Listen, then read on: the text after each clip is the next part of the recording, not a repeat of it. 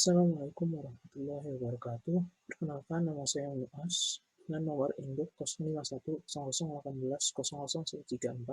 Pada kali ini saya akan membahas mengenai pembahasan dari laporan kerja praktek saya mengenai analisis bekisting menggunakan sistem konvensional, semi sistem, dan sistem Perry. Nah, untuk diagram metode pengerjaan bekistingnya itu sendiri, yang akan dibahas pada laporan kerja praktek saya ada 3, yaitu yang pertama adalah konvensional, yang kedua adalah semi sistem, yang ketiga adalah sistem Perry. Nah, pertimbangan metode pemasangan bekisting. Untuk memilih metode mana yang dipakai untuk memasang bekisting, maka diperlukan 3 hal.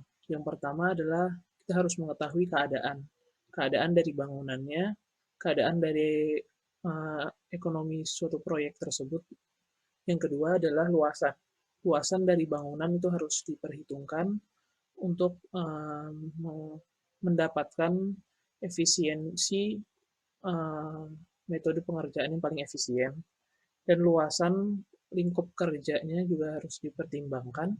Yang ketiga adalah kesiapan alat dan material juga harus dipertimbangkan. Untuk pemasangan dan pembongkarannya sendiri, pemasangan metode konvensional dan semi sistem umumnya itu sangat mirip.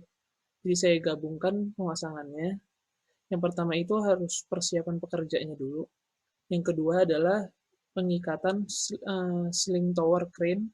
Apabila menggunakan tower crane, jadi diikat dulu ke tower crane-nya. Itu bersihkan dulu permukaan panel bekistingnya dari kotoran. Nah, ini kan ada panel yang ditunjuk di gambar, itu yang ditunjuk multiplex itu. Nah, itu harus dibersihkan dulu karena itu bagian yang akan bersentuhan langsung dengan betonnya. Dibersihkan, habis dilapisi dengan minyak pelumas agar tidak lengket atau menempel pada beton pada saat pembongkaran. Setelah itu pindahkan bekisting ke lokasi kolom yang sudah ditentukan menggunakan tower crane atau secara manual apabila tidak menggunakan tower crane. Pada saat memasang bekisting kolom, sisi bagian dalam harus menempel pada sepatu kolomnya. Selanjutnya, atur setiap panel sesuai pada posisinya, kemudian kencangkan tie rod dengan wing nut yang terdapat pada horizontal wallernya. Habis itu yang ketujuh adalah pasang adjustable push-pull props pada base plate di kedua sisi bekisting. Nah, push-pull props-nya itu sendiri itu seperti yang ditunjuk di gambar itu untuk menahan bagian dari bekistingnya di setiap sisinya itu ada. Habis itu yang terakhir adalah cek vertikali bekisting. Nah, ini perlu dicek bekistingnya sudah tegak atau belum. Untuk mengecek ketegakan dari bekistingnya. Untuk pembongkarannya sendiri, kendurkan adjustable push-pull props-nya dulu dari base plate karena itu yang bagian yang menahannya paling luarnya. So, kendurkan baut-bautnya, paku, dan wing nut, lalu longgarkan tie rod-nya.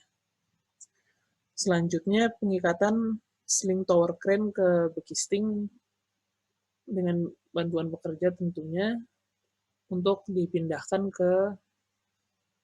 dari tempat yang sudah ditentukan. Angkat dan pindahkan bekisting tersebut ke tempat yang telah disediakan dengan bantuan tower crane.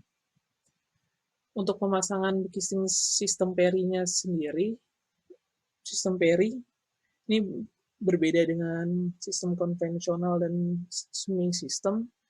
Ini lebih modern. Yang pertama harus dilakukan pemasangan setengah panel dulu. Yang kedua adalah perkuat brace dan kickernya.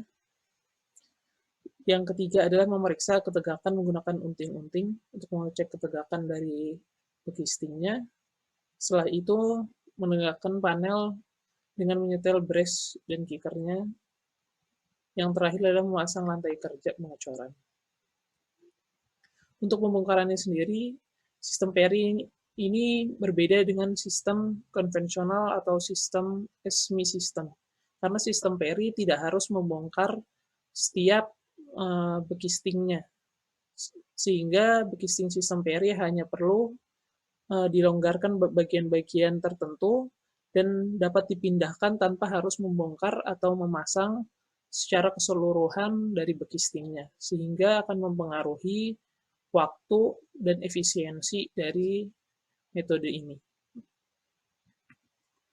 Untuk materialnya sendiri, biaya material itu sangat berdampak langsung pada biaya total biaya konstruksi, sehingga kita harus memperhatikan material-material yang digunakan setiap metode pengerjaan bekisting. Untuk material bekisting konvensional, umumnya itu menggunakan kayu. Sebuah bekisting konvensional itu menggunakan balok, disusun kayu balok dan kayu multiplex ditopang oleh stempel-stempel baja. Nah, untuk ketebalannya itu yang umumnya dipakai itu sekitar 80 mm.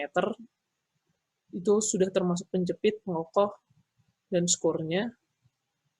Nah, untuk bagian itu kayu papan atau multiplex yang ada di gambar, kayu papan ini dipakai sudah lama sehingga diperbarui dengan menggunakan multiplex sehingga lebih efisien. Untuk biayanya sendiri, biaya bekisting konvensional menurut F. Wigbot dalam bukunya menjelaskan bahwa biaya material untuk bekisting konvensional dapat diketahui dengan bantuan nilai-nilai pengalaman terhadap penurunan nilai yang terjadi pada setiap pemakaiannya. Penurunan nilai ini bersifat kualitatif dan kuantitatif. Itu menurut Wigbot dalam bukunya. Nah, untuk biayanya sendiri, bekisting konvensional dianalisis apabila World Trade Center 3 yang ada di Jakarta itu menggunakan bekisting konvensional. Sebagai info saja, World Trade Center 3 yang sudah jadi sekarang itu setelah mempertimbangkan berbagai aspek, mereka lebih memilih untuk menggunakan bekisting sistem Perry. Sehingga ini hanyalah sebuah analisa saja.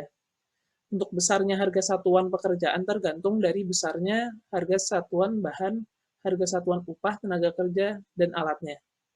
Nah, untuk rekapitulasi analisa harga satuannya, untuk harga bahan per meter perseginya itu Rp289.315. Harga upah tenaga kerja dan alat per meter perseginya adalah Rp190.738. Data ini diambil dari skripsi Haryo pada tahun 2017. Haryo itu mengambil ini menggunakan AHSP yang sudah disediakan oleh dinas yang ada di Jakarta. Material bekisting semi system itu ada yang pertama adalah kaso, batang vertikal, horizontal, push-pull props untuk balok penunjangnya, hollow untuk penguatnya, balok untuk penguat dan alat pendukung lainnya seperti baut, mur, dan lain-lainnya. Untuk biaya material bekisting semi system, menurut MUIS pada tahun 2013, bekisting semi system merupakan perkembangan dari bekisting konvensional. Peningkatan kualitas dari bekisting konvensional menjadi bekisting semi system terletak pada penggunaan ulang bekisting itu sendiri. Seperti yang kita tahu tadi bahwa material dari bekisting semi system menggunakan baja yang lebih banyak apabila dibandingkan dengan material dari bekisting konvensional, sehingga baja yang digunakan dapat digunakan terus-menerus sampai proyek selesai. Sedangkan material dari bekisting konvensional yang menggunakan multiplex itu hanya dapat digunakan sekitar 6-12 kali penggunaan.